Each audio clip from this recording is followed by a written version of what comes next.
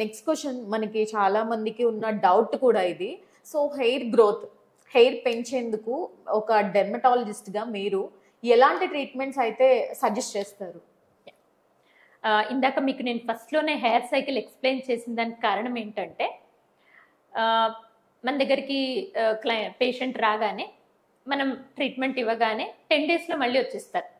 Doctor గారు ఏమీ hair fall తగ్గలేదండి, ఏమీ రీగ్రోత్ రాలేదండి. సో హెయిర్ సైకిల్, హెయిర్ తన రూట్ నుండి రాలిపోయి కొత్తది చిన్న మొలక పుట్టడానికే 3 నెలలు పడుతుంది, మరి అది పెరగడానికి 2 years పడుతుంది. Oh my God. సో అందుకే చాలా మంది హెయిర్ ఫాల్ అవ్వకుండా ఆపుకోవడమే బెటర్ అని నా సజెషన్ కూడాను. బికాస్ రీగ్రోత్కి almost it takes 2 to 3 years. Especially ఆడవాళ్ళలో మరి జుట్టు మనకి ఇక్కడి వరకు పెరిగితే కాదు కదా, షోల్డర్స్ ఆర్ అట్లీస్ట్ ఒక పోనీ వరకు రావాలి. పోనీ వరకు రావాలి అంటే మరి it takes almost 2 to 3 years.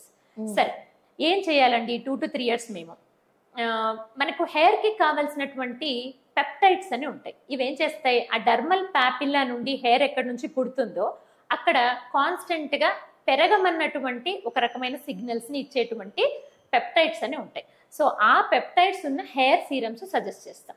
For example ప్రొకాపిల్, కెపెక్సిల్, రిడెన్సిల్ ఇలాంటి మాలిక్యూల్స్. సో ఈ మాలిక్యూల్స్ని మేము ఉన్నటువంటి సీరమ్స్ రికమెండ్ చేసి డైలీ స్కాల్ప్కి అప్లై చేయమంటాం. సో ఇవి డైలీ స్కాల్ప్కి రాయటం వల్ల అబ్జర్వ్ అయినటువంటిది డర్మల్ ప్యాపిల్లా ఎక్కడైతే హెయిర్ రూట్ పుడుతుందో అక్కడ ఒక పెరుగుమన్నటువంటి ఒక సిగ్నల్ ఉంటుంది. సో అందువల్ల హెయిర్ రెస్ట్కి వెళ్ళదు, అది గ్రోత్ ఫేజ్లోనే ఉంటుంది. ఆ విధంగా మనం గ్రోత్ని పెంచవచ్చు. ఆల్రెడీ ఊడడానికి సిద్ధపడిపోయినటువంటి జుట్టుని, దట్ నేను ఇందాక మీకు చెప్పాను రెస్ట్లో ఉన్న హెయిర్ అని, దాని మీద మన ఏ ట్రీట్మెంట్ ఇన్ఫ్లుయెన్స్ ఉండదు.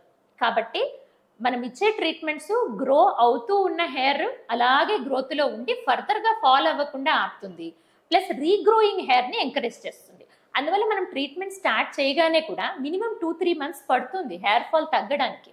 బికాస్ ఎన్ని హెయిర్స్ అయితే రెస్ట్లో ఉన్నాయో అవన్నీ ఊడాల్సింది, వాటిని మళ్ళీ we can't glue them back to the hair. So serum అనేది మినిమం 4 to 6 months వాడితే హెయిర్ ఫాల్ కంట్రోల్ అవుతుంది.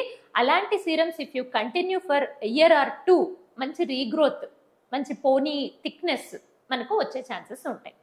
సో మేము ఇలాంటి హెయిర్ సీరమ్స్, ఇలాంటి పెప్టైడ్స్ ఉన్న హెయిర్ సీరమ్స్ రికమెండ్ చేస్తూ ఉంటాం. Sure ma'am. అలాగే విటమిన్ కరెక్షన్, మనము ఇందాక డెఫిషియన్సీస్ అన్నాం కదా, వాటన్నిటిని కరెక్ట్ చేయాలి. B12, iron, vitamin D3 and కొన్ని అమైనో యాసిడ్స్ ఉంటాయి అన్నమాట.